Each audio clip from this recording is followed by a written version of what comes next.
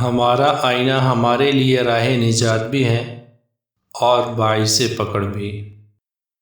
ایک بادشاہ نے ایک عظیم الشان محل تعمیر کروایا جس میں ہزاروں آئینے لگائے گئے تھے۔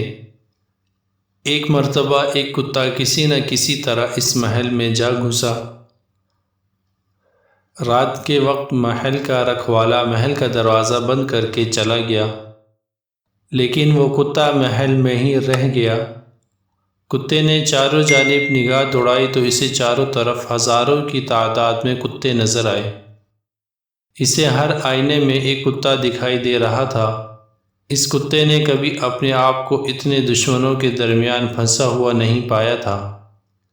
اگر ایک آدھ کتا ہوتا تو شاید وہ اس سے لڑ کر جیت جاتا، لیکن اب کی بار اسے اپنی موت یقینی نظر آ رہی تھی۔ کتا جس طرف آنکھ اٹھاتا اسے کتے ہی کتے نظر آتے۔ اوپر اور نیچے چاروں طرف کتے ہی کتے تھے۔ کتے نے بھونک کر ان کتوں کو ڈرانا چاہا۔ دھیان رہے کہ دوسروں کو ڈرانے والا دراصل خود ڈرا ہوا ہوتا ہے، ورنہ کسی کو ڈرانے کی ضرورت ہی کیا۔ جب کتے نے بھونک کر ان کتوں کو ڈرانے کی کوشش کی تو وہ سینکڑوں کتے بھی بھونکنے لگے۔ اس کی نس نس کانپ اٹھی۔ اسے محسوس ہوا کہ اس کے بچنے کا کوئی راستہ نہیں، کیونکہ وہ چاروں طرف سے گھر چکا تھا۔ صبح چوکیدار نے دروازہ کھولا تو محل میں کتے کی لاش پڑی تھی۔ اس محل میں کوئی بھی موجود نہ تھا جو اسے مارتا۔ محل خالی تھا، لیکن کتے کے پورے جسم میں زخموں کے نشان تھے۔ وہ خون میں لت پت تھا۔ اس کتے کے ساتھ کیا ہوا؟ خوف کے عالم میں وہ کتا بھونکا، جھپٹا، دیواروں سے ٹکرایا اور مر گیا۔ ہمارے سبھی تعلقات، سبھی حوالے آئینوں کی مانند ہیں۔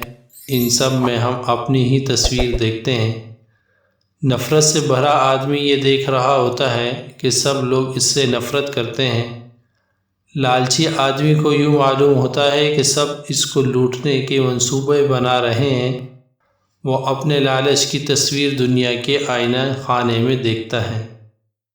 شہوانیت کا مریض سوچتا ہے کہ ساری دنیا اسے جسم پرستی کی دعوت دے رہی ہے۔ فقیر کہتا ہے کہ ساری دنیا ایک ہی اشارہ کر رہی ہے کہ چھوڑ دو سب کچھ، بھاگ جاؤ۔ ہم جو کچھ بھی ہیں وہی کچھ ہمیں اپنے چاروں طرف دکھائی پڑتا ہے۔ سارا جگ آئینہ ہے جس میں ہمیں اپنا آپ ہی دکھائی پڑ رہا ہوتا ہے۔ اپنے ارد گرد کے آئینوں کو اپنے عمل، کردار اور اخلاص اور اخلاق کے ساتھ صاف رکھنے کی کوشش کریں، کیونکہ ہمارا آئینہ ہمارے لیے نجات بھی ہے اور باعث پکڑ بھی۔